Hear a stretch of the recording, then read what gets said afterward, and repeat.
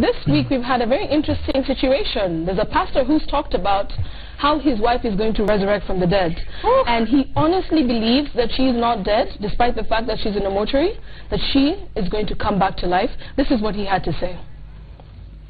Kwa sababu ninaamini Biblia. Lazarus alifufuka baada ya siku 4. Kwa hivyo my dear wife is just sleeping here. Na hakuna ubaya, wamemtengenezea vizuri. Kwa hivyo mimi nimekuja kumwambia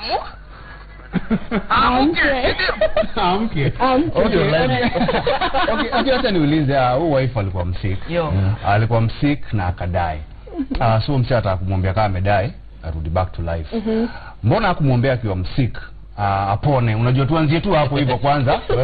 Umuombe kwanza akiwa mgonjwa kwanza apone. Because huwezi mgoje akufe. Hakuna tunatry kuprove.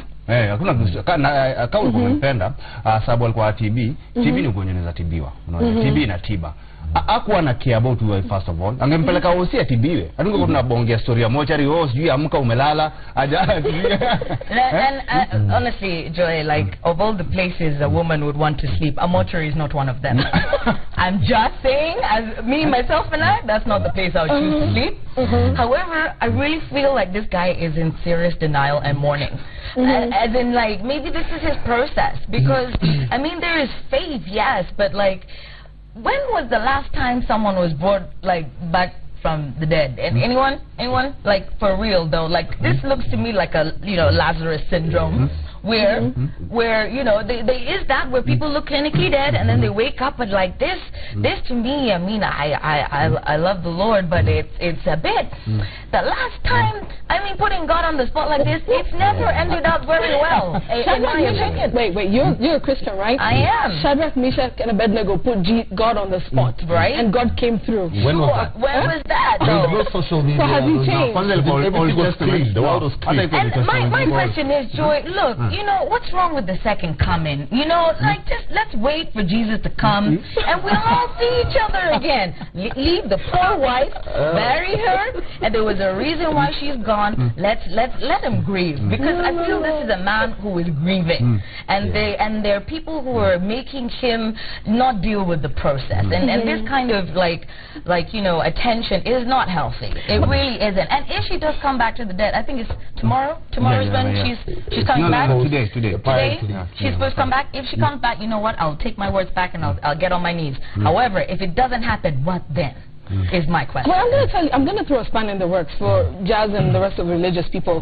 Do you realize that every religion, it doesn't matter how mainstream, looks crazy to people who don't believe in it? Absolutely. I'll give you an example. On Sunday, you guys take Holy Communion, right? Right. And when you take Holy Communion, what are you taking? Well, basically, it's the ideology that you were taking the body and the blood of Christ. And I know where you're going with this. And I know you're going to say let me make that it's not Holy Communion and it's Holy Cannibalism. Exactly. Because when you're eating human flesh and drinking blood, if they started bringing out meat and blood, then we have a problem. Well, you get what I mean. You're celebrating something. Yeah. And the crux of Christianity is someone dying brutally on a tree. Yeah. To some other people, that would look like brutality, but then Christians wear it around their neck. So, like, you're celebrating the death of a human being, a brutal death. So what I'm trying to say at the end of the day is, whichever religion it is, I'm honestly who respects different people's religion. I find this a bit crazy, but I say, you know what, to each his own, because every religion looks crazy to someone who's not in it. What I believe is that God created the mind that created medicine, and He created hospitals, as in give the human beings a mind to create medicine and also to come up with the easy Babylon Nasema. I believe there is something that needs to be done about the healthcare system in this country, because at this day and age, at this time in Kenya, no one should be dying of TB. That's very true. You know, so that's one thing that guys have totally missed the point about. And this is something that should be taken to him. It's his way of grieving. What he needs, you're right, he needs counseling. Because probably he's in denial, he's not believing that his wife was gone. However, that should not have happened. That is a point that I need to drive across. You cannot be dying of TB in Kenya today because the drugs should be highly subsidized, and there are more dispensaries than there were then.